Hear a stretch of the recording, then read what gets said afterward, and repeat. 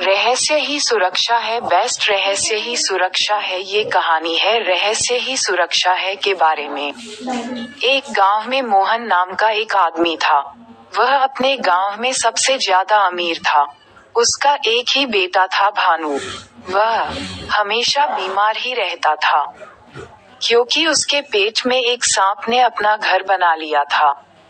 वह हमेशा पेट की दर्द से परेशान रहता था। भानु के पिताजी ने बहुत डॉक्टर से इलाज करवाए, लेकिन कोई उसके पेट दर्द का इलाज नहीं कर पाया। वह सांप की वजह से दिन पर दिन कमजोर होता जा रहा था। भानु एक दिन उदास होकर शहर चला गया। वहां उसने एक छोटा मोटा काम ढूंढा। उससे जो कुछ थोड़ा बहुत पैसा मिलता था, उसी से वह अपना गुजारा करता और रात को एक मंदिर में सो जाता था। उसी शहर में एक बीरेंद्र नाम का अमीर आदमी अपने 2 बेटियों के साथ रहता था। बड़ी बेटी का नाम सुशीला और छोटी का नाम ललिता था। उस शहर में उसके जैसा अमीर कोई नहीं था, इसलिए वहां बस बीरेंद्र का ही राज चलता था। वह बहुत ही अहंकारी आदमी था। बीरेंद्र की दोनों बेटी बहुत सुंदर और सुशील थी। वे दोनों रोज सुबह अपने पिता के पैर छू के आशीर्वाद लेती थी और अपने दिन की शुरुआत करती थी। सुशीला अपने पिता के प्रणाम करके कहती थी, पिताजी मैं आपकी बहुत आभारी हूँ, क्योंकि आप ही के कृपा से मुझे इस दुनिया के सभी सुख प्राप्त हुए हैं। बीरेंद्र जब इतना सुनता था तो बहुत खुश हो जाता था, लेकिन ललिता अपने पिता को प्रणाम करते समय चुप रहा करती थी। एक दिन बीरेंद्र ने ललिता से पूछा, बेटी तू प्रणाम करते समय चुप क्यों रहती है? ललिता ने विनम्र भाव से कहा, पिताजी मैं उस ईश्वर को मन ही मन में धन्यवाद देती हूँ, जिसकी कृपा से आप मेरे पिताजी हैं और मैं आपकी बेटी। इतना सुनते ही बीरेंद्र गुस्सा हो गया और बोला, मैं कोई ईश्वर को नहीं मानता। ये सब ढोंग है। इतना सारा जो धन दौलत है, वो ईश्वर की कृपा से नहीं, मैंने अपने मेहनत से बनाया है। ललिता ने कहा, पिताजी ईश्वर की कृपा नहीं होती तो आज आप पूरी जिंदगी मेहनत करके जितना भी धन जमा किए हैं सब बेकार हो जाता। बीरेंद्र बोला, अच्छी बात है, जब तुमको अपने ईश्वर पर इतना भरोसा है तो आज देख ही लेते हैं कि तुम्हारा ईश्वर तुम्हारे लिए क्या कर सकता है। उसने अपने नौकरों से बोला, इस लड़की का विवाह किसी भिखमंगे से करवा दो, ताकि इसकी औकात समझ में आ जाए। बीरेंद्र के नौकरों ने ललिता के लिए किसी भिखमंगे की खोज शुरू कर दी। एक दिन नौकरों ने भिखमंगे को खोजते खोजते एक जंगल में पहुंचे। वहां एक पेड़ के नीचे भानु भूखे प्यासे सोया हुआ था और एकदम भिखमंगे के जैसा दिख रहा था। बीरेंद्र के नौकरों ने उसको पकड़ लिया और उसके पास ले आए। बीरेंद्र ने अपने छोटी बेटी ललिता का विवाह उसी कर दिया।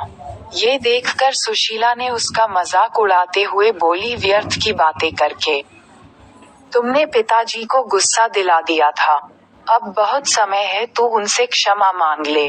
क्या तुझे इतना भी पता नहीं कि किसी बड़े या अपने किसी गुरु सम्मान पिताजी की भावनाओं को चोट पहुंचाना सही नहीं है?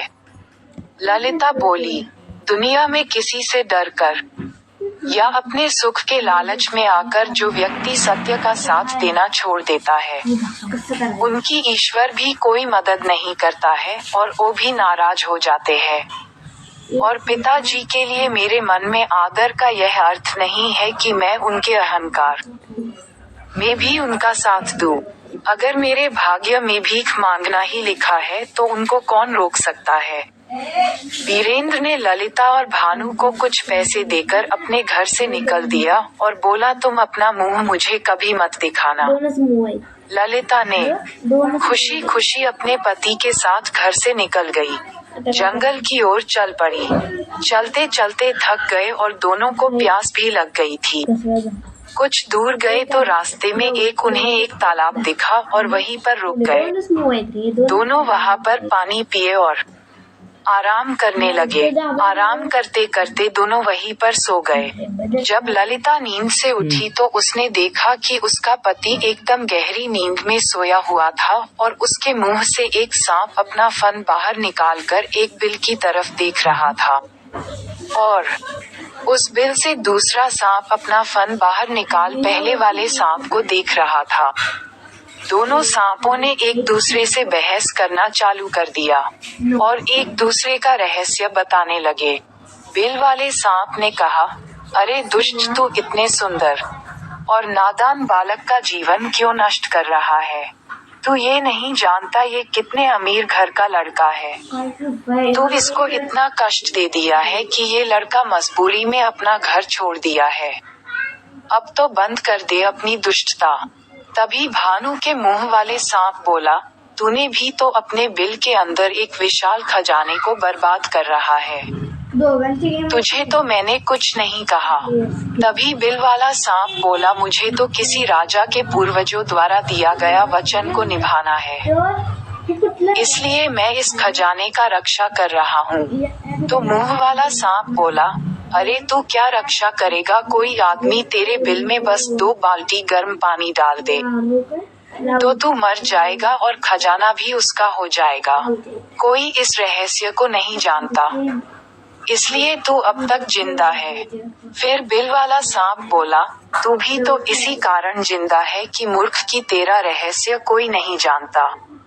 लेकिन जिस दिन किसी को ये पता चल गया कि पुरानी चावल और सरसों का काढ़ा बनाकर इस लड़के को गर्म गर्म पिलाने से तू मर जाएगा, उसी दिन तेरी दुष्टता भी खत्म हो जाएगी। ललिता ये जानकर अचंभित हो गई कि उसका पति किसी अमीर घर का लड़का है। उसने जल्दी से बगल के गांव में गई और गांव वालों से मदद मांगी। पुरानी चावल और सरसों का काढ़ा और एक बाल्टी गर्म पानी लाई। फिर उनसे उस काढ़ा को अपने पति भानु को पिला दी और इसके बाद बाल्टी का गर्म पानी उस बिल में डाल दी। दोनों सांप तड़पते हुए बाहर निकले और मर गए और भानु एकदम से ठीक हो गया। वह ललिता को दिल से धन्यवाद दिया और बोला, तुम नहीं होती तो पता नहीं मेरा क्या होता। ने खजाने वाली बात भानु को बताई और दोनों ने मिलकर उस जगह को खोदा तो वहां बहुत सोना, चांदी और हीरा निकला। वे दोनों खुश हो गए और भानु ने वहां का पूरा खजाना और अपनी पत्नी ललिता को लेकर अपने गांव खुशी खुशी चला गया।